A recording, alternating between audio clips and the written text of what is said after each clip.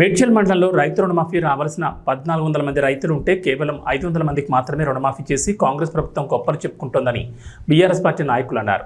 ఎలాంటి ఆంక్షలు లేకుండా ప్రతి రైతుకి రుణమాఫీ చేయాలని డిమాండ్ చేస్తూ ఉమ్మడి మేడ్చల్ మండల బీఆర్ఎస్ పార్టీ నాయకులు మేడ్చల్ జాతీయ రహదారిపై ధర్నా నిర్వహించారు.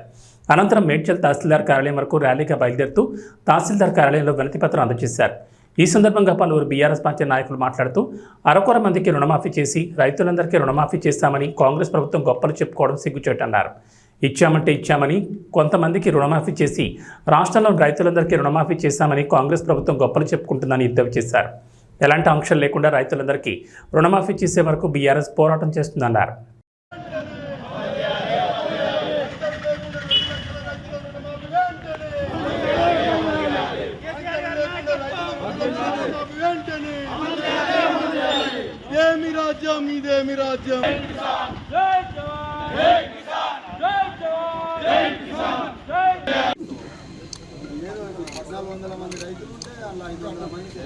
ఈరోజు ఉమ్మడి మండలం నుంచి రైతుల రుణమాఫీ కోసము కాంగ్రెస్ ప్రభుత్వం చేసినటువంటి ద్రోహమే అనుకోండి. వాళ్ళు ఏదేదో చెప్పి 100% వాళ్ళు అందరు రైతులకు రుణమాఫీ చేస్తామని చెప్పి ఏదో అక్కడక్కడ కొంతమంది చేసి ప్రతి కుటుంబానికి చేస్తామని చెప్పినటువంటి ప్రభుత్వము ఏదో మా మండల్లో మొత్తము 1400 మంది రైతులుంటే కేవలం 500 మంది మాత్రమే రుణమాఫీ అయింది. చాలామంది ఇంకా ఎలిజిబిలిటీ ఉన్నారు, కానీ ఏవో కుంటి సాకులు చెప్పుకుంటూ రుణమాఫీ కావి టెక్నికల్ ప్రాబ్లం అని అదే అని చెప్తున్నారు.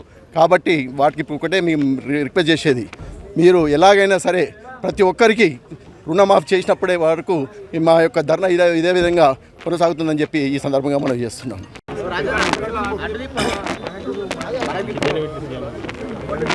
ఈరోజు రాష్ట్రంలో ఒక ముఖ్యమంత్రి అంటే రైతుల పక్షపాత అయి ఉండాలి.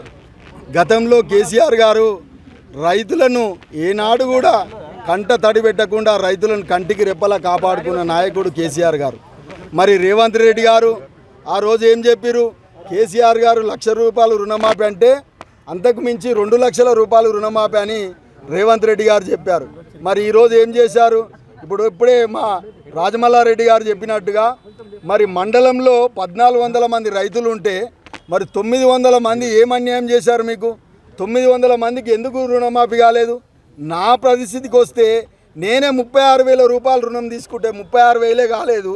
రేవంత్ రెడ్డి గారు ఎక్కడ మీరు 2 లక్షల రుణమాఫీ చేశారు? మాట తప్పితే రైతులు ఊరుకోరు. రానున్న రోజుల్లో మీకు కొద్ది రోజుల్లోనే మరి సర్పంచ్ ఎలక్షన్లు ఉన్నాయి కదా, ఆ సర్పంచ్ ఎలక్షన్లనే తగిన గుణపాఠం చెప్తారు.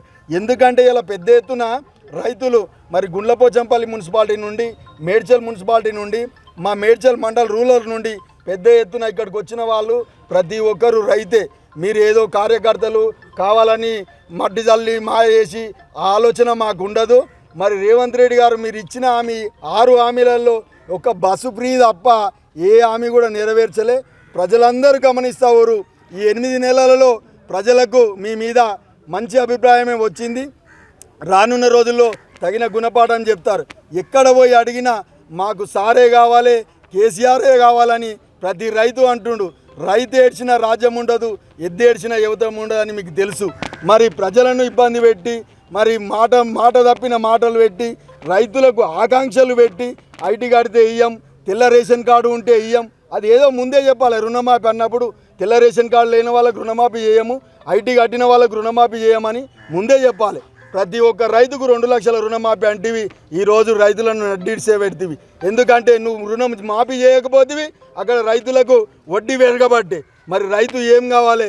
రైతు ఏడ్చిన రాజ్యం ఉండదు. రేవంత్ రెడ్డి గారు తక్షణమే మీరు ఆంక్షలు లేకుండా 2 లక్షల రుణమాఫీ వెంటనే అమలు చేయాలని మా మేడ్చల్ ఉమ్మడి మండల తరపున డిమాండ్ చేస్తూ ఉన్నాం.